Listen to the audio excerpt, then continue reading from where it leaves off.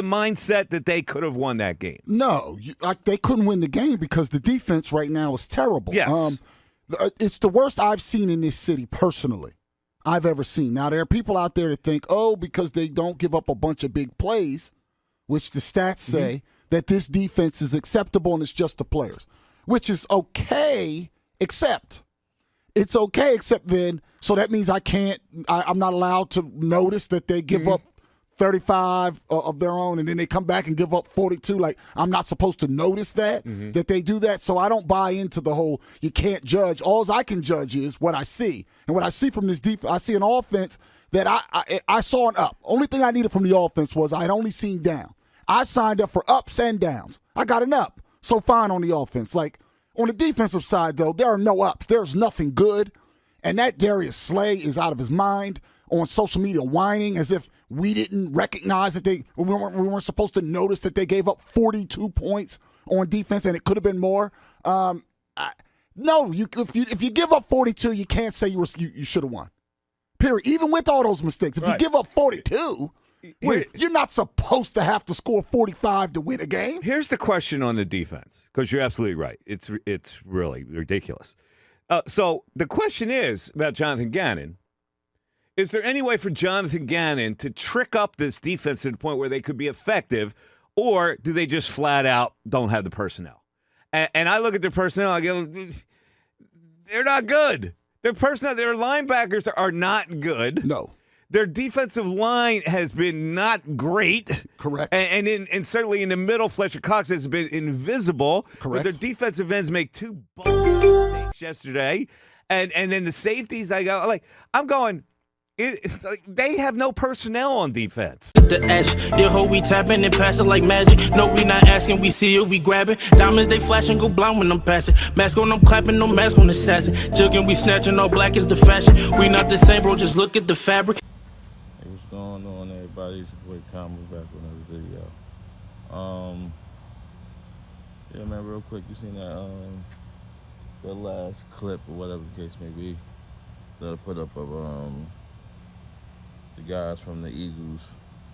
I can't think of their name, but the guys, they from the Eagles radio show, whatever the case may be. But yeah, man, like, I think he made some interesting points, right? Like, I think he even went on to say about they have a personnel problem, and it's just deeper than Jonathan Gannon as well. But it's just crazy to me because all the things that people echoing now, I've been saying. I'm not saying Jonathan Gannon wasn't going to be a good defensive coordinator, but you have no proof of what he done. Like, he's worked under people, but he's never actually called the defense. You know what I'm saying?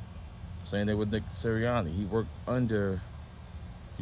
under Frank Wright, which come from the tree of Doug Peterson and the things of that nature. So how different did you think it really was going to be? Well, I mean, that was my logic. But, back to the defense, with the Eagles defense, you can see coming into it that the linebackers was a major concern, but a lot of the concept creators and things of that nature were telling you, no, it wasn't. We're fine. Singleton's flying around, and Davion Taylor, and we got Eric Wilson, who I thought Eric Wilson wasn't a good acquisition. I'm just going to keep it honest because he's been a career backup. He's more of a depth guy. He's not a guy that you want at your Mike linebacker. It's just the reality of it.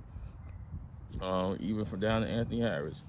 Anthony Harris had a good year and a half or so in the NFL, but he was mostly a backup. He was basically a career backup. He was an undrafted guy that he had a flash in the pan, playing in the scheme of a great defense. But the past couple of years, you see what he actually is. So it's like, even on their D-line, you got people that flashes like Hargraves, who got paid, and of course Fletcher Cox, give Fletcher Cox that respect. But then outside them two, like Graham, who's hurt, outside them 2 or 3 individuals, like, just got a bunch of feelings of people that you hope could be things. Like, so when you say these things, it's not facts. It's like a lot of people Eagles fans looked at me like I was just hating or because I'm a Cowboys fan. No, I was being real. Same thing I said for our defense. Was our defense good last year? No. But we did have pieces where you could see maybe we can do something this year. We're still not a top 10 defense or things of that nature, but we're ascending. You know what I'm saying? Like, it is what it is. Like, we caused some turnovers. We got athletes that we're excited about. Look like we hit it on this draft. We got Michael Parsons, who's a rookie, lead our team in sacks. Odigi Zuwa, I think, is number 2 or number 3 in sacks. Golson, who didn't have a whole offseason. He was hurt the whole offseason in camp. Just came and got a sack last game. You got Diggs, who we drafted last year, lead the league in interceptions. Like, so draft picks matter. The draft picks hitting on the draft matters. And I think that's the part that Philly's missing. You have to hit on these drafts, man. But, I mean, that's just my quick thoughts on that, man. But, yeah, let me know what y'all think in the comments. I don't know, like and subscribe. It's your boy Common. Salute.